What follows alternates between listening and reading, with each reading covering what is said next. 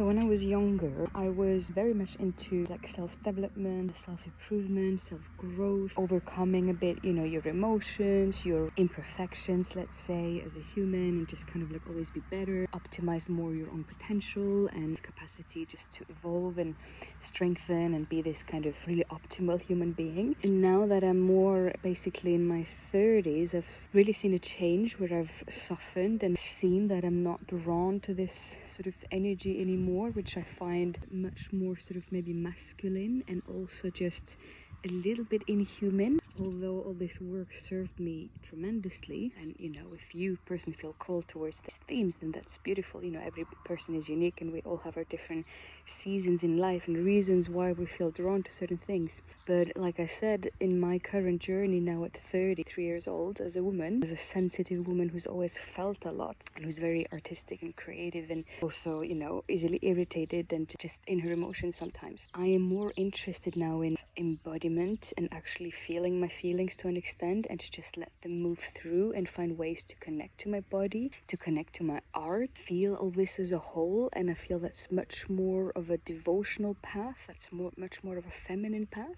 And now if I have goals or if I have things that I actually want to achieve, I do still have high capacity to manifest what I really want, but I also look at it from like a heart level rather than just mindset, goals, to-do list.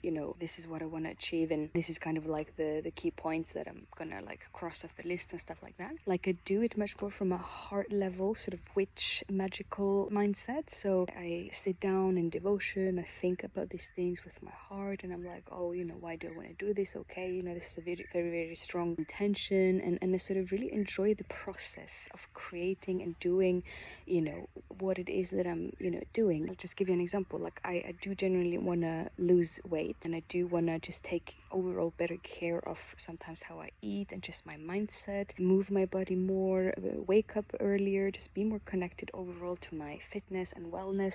And whereas before I would have sort of laid out a really rigid plan to follow with all these things, now I do it, but from a much more sort of sensual lens. I do it by loving my body and not sort of hating on my body right now or shaming myself. Oh, you've been having such a bad mindset so far and stuff. No, it's just like I love myself enough to want to honor myself and honor my desires and what I really want. And I sort of also am okay with taking my time. I'm not in a rush. I think this is also the big difference. It's a path, it's a devotional path with reverence and love and femininity.